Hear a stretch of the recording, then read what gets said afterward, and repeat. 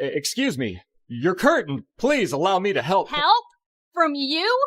I didn't mean to offend. I just thought you should know that That I should know what? That some privileged white guy thinks his opinion matters? Get over your entitlement. I'm not some damsel in distress waiting for you to ride in on your high horse. It's the most emotional experience that a person can go through to know that what they're working on is something that has reached a generation of people. Oh my God. And if you disagree with the sentiment, just hit the unfollow button. I don't need your business. Thanks. You know, I don't need your business. You know what? Maybe Disney does. Maybe you're a tool, you're a pawn in this film. You didn't write it. You didn't direct it. You have nothing to do with the creation of Snow White. Right. You should shut up and do the job. No one on the right side of America can stand the star of this movie. Yeah. Weird. I would highly advise that you boycott this film, no matter how much your children love Snow White. They're remaking the movie. They just got rid of the dwarfs. Okay, but what do they call them? Why would they get rid of the dwarfs, though? Magical creatures. But they have one token dwarf amongst these magical creatures. You actually just went backwards. You actually just erased the dwarfism side of it. The disability, like we're a disability group. You just erased that whole image. The argument should have been from Peter Dinklage. There's power of being on TV. There's power of television. And to put 7 people with dwarfism on camera in a major Disney movie, there's still power there. If the story is offensive, change the story. Don't change the characters. This is no ordinary apple, my dear. It's a magic wishing apple. A wishing apple? You offer it to me freely. In place of the patriarchy, you would have a queen! Not white, but diverse, inclusive, and equitable! I will become the leader I know I can be! All shall love me and despair! Oh, what has she done to you? Fear not. First love's kiss can break any curse. I'm gonna stand there 18 hours in a dress of an iconic Disney princess. I deserve to be paid for every hour that it is streamed on. Oh, really? Are you having trouble paying your bills, Rachel? Did Steven Spielberg not pay you for your role in West Side Story? Did Disney fail to give you a healthy paycheck for, Cry Me a River? She's just exactly everything that we can't stand. I can also be having the greatest time and simultaneously wishing people would stop sending me death threats. I know this point has been made, but this truly is the worst casting maybe in the history of the film industry. There's something wrong with her. She's disturbed, she's unhappy, and she thinks it's about feminism and the patriarchy and about abortion. But the reality is she's just not stable. Like the majority of people in Hollywood, they're just not stable human beings. Big Mouth Rachel Zegler just got hit with another major embarrassment, this time from The Simpsons. In their next episode, The Simpsons are going straight for the throat with a savage parody of Rachel and her Snow White disaster, the fake movie inside the episode. It's called Snow Woke the Reimagining.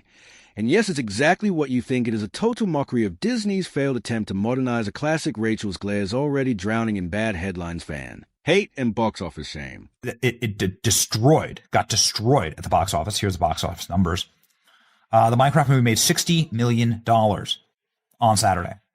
Snow White made $2 million. Minecraft, yes, a movie about pixelated blocks, completely crushed Rachel Zegler's Snow White and left Disney humiliated. The studio never expected that casting Rachel would end up ruining one of their most iconic fairy tales. People never heard of her until she started running her mouth.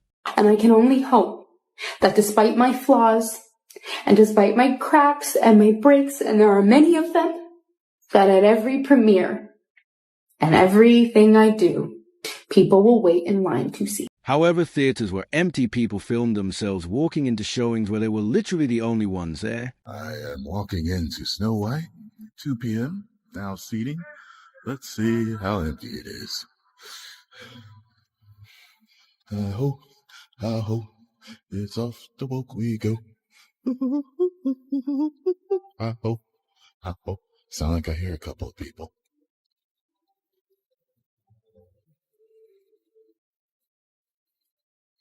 One, two, three. So. And now the Simpsons are turning her into a joke on national TV, a joke that everyone going to see sources close to Rachel say she's furious. She's not laughing, not even close to cartoon, paints her as a tone-deaf, self-obsessed girl boss who's completely out of touch with reality. And let's be honest, a lot of people agree. And as if things couldn't get worse while the Simpsons are busy roasting Rachel's glare, she's trying to run from the disaster, escaping the total failure of Snow White. What would you say to those who are just kind of overly critiquing the film at this point? You've worked so hard on it. All right.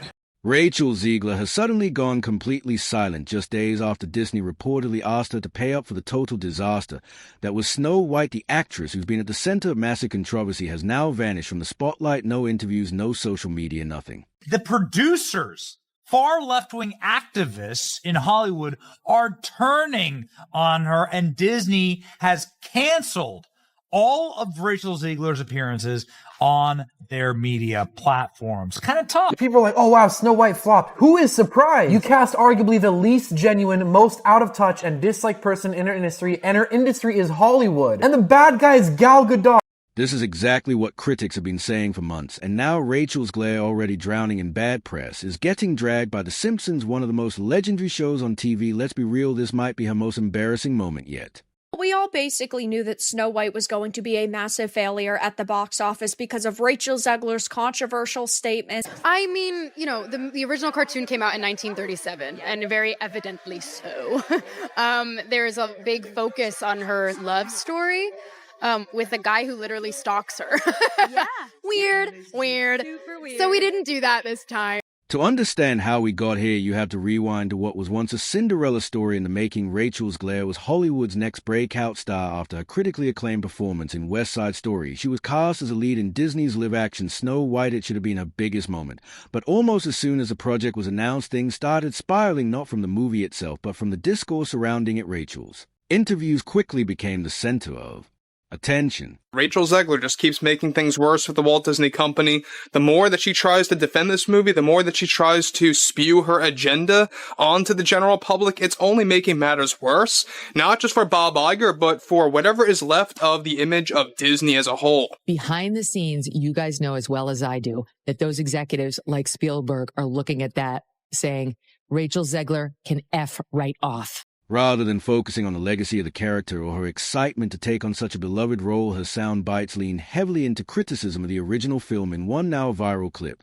She said the prince in the 1937 cartoon literally stalks her, and that the story was weird and outdated. The internet exploded. I just mean that it's no longer 1937, and we absolutely wrote a Snow White that is not going to be saved by the prince. She's not going to be saved by the prince, and she's not going to be dreaming about true love. She's dreaming about becoming the leader she knows she can be. Yeah.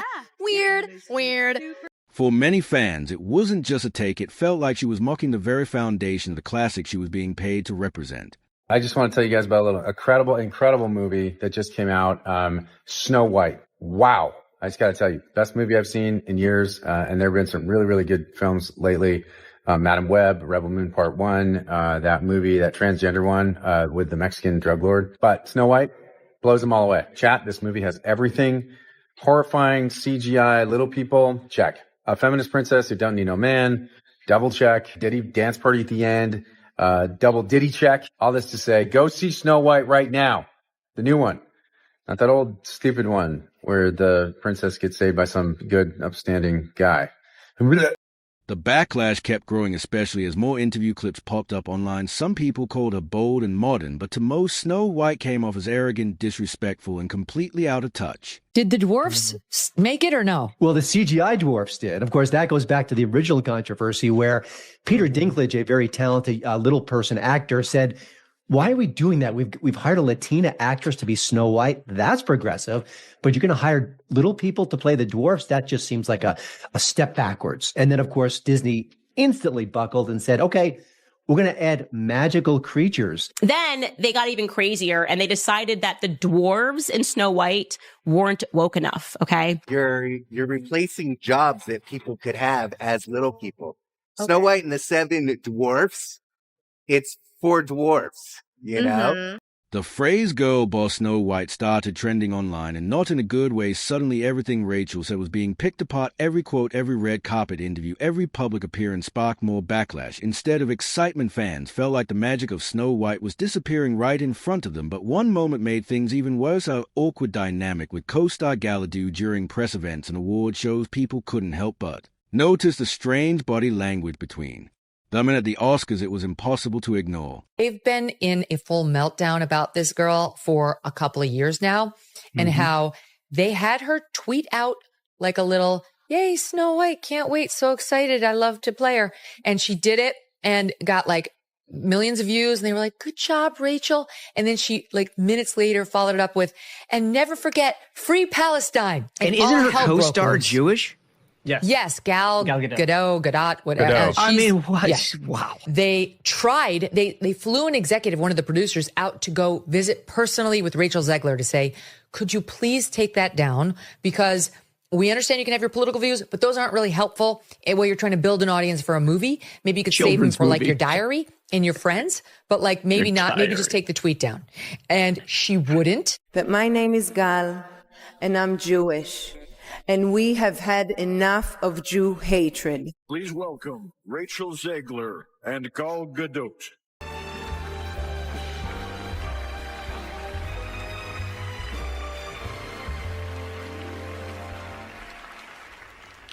Visual effects push the boundaries of what we see on screen.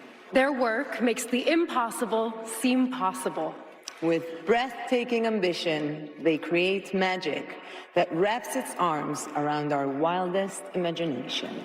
Here are the nominees for Best Visual Effects. While they presented together on stage, fans observed zero chemistry and very little interaction. Rumors swirled that Gal had chosen to distance herself from controversy, and that behind the scenes things weren't exactly friendly. As all this was unfolding, Disney remained unusually quiet. No major course corrections, no adjusted messaging, just business as usual. But the film itself wasn't connecting with audiences. That sense. Instead, she gets her name from surviving a snowstorm. That audiences walk away from this film with an understanding of the true meaning of fairness, of what it means to be fair in this world. There is a message that's been carried on for almost 90 years now from the original animated classic. That is, fairness is what is within. Fairness is to do with your heart, the way you treat the people around you. And it has nothing to do with what you look like. And that's the misunderstanding between Snow White and the Evil Queen. I think it's such an important message, and the way that Disney has elevated it and brought it to this new audience is very White hit theaters with Disney's full marketing machine behind it, yet ticket sales were flat. Name recognition couldn't save it, and the movie quickly became one of the studio's most divisive remakes. Alex, what has been the reaction to Disney's latest expensive own goal?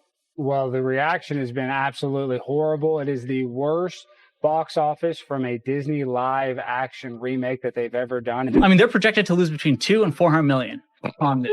That flop is now locked into pop culture thanks to a brutal Simpsons parody classic Springfield sarcasm that slices straight to the bone what should have been Rachel Zegler's breakout moment turned into a case study in how a bold rebrand can spiral into overreach. Whether you agreed with her modern spin or hated it, the storm around this film made sure her Snow White will be remembered for all the wrong reasons. I truly do believe that. There's something wrong with her. She's disturbed, she's unhappy, and she thinks it's about feminism and the patriarchy and about abortion. But the reality is she's just not stable. Rachel is literally the star of a Disney movie, and she acts like she's some sort of victim, and that's the sort of mentality that is just poisoning people's minds. Like, she acts like her life is so bad. When the buzz died down, the numbers told the story. The box office haul was weak, and the IMDb score collapsed to 1.61. Of Disney's worst ever viewers didn't just skip the film, they celebrated its crash, flooding social media with memes and Reddit threads titled "How Not to Market a Movie."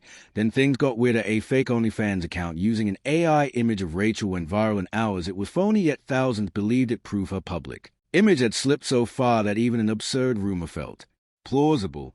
The movie is doing catastrophically. They spent $300 million, and it currently has a 2.2 out of 10 rating on IMDb. The movie has a major identity crisis. This is just so typical of the left.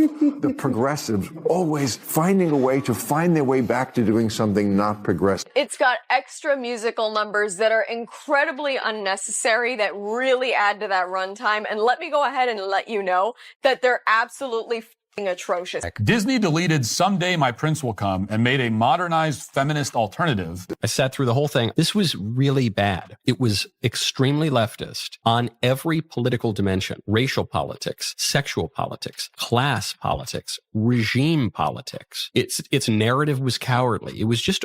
Hollywood noticed casting calls that once highlighted her name quietly moved on projects rumored to star her stalled or recast. In a single year, she fell from Disney's next big thing to a brand risk her very public breakup with actor Josh Andreas Rivera added fresh headlines, feeding the narrative of a young star unraveling under pressure.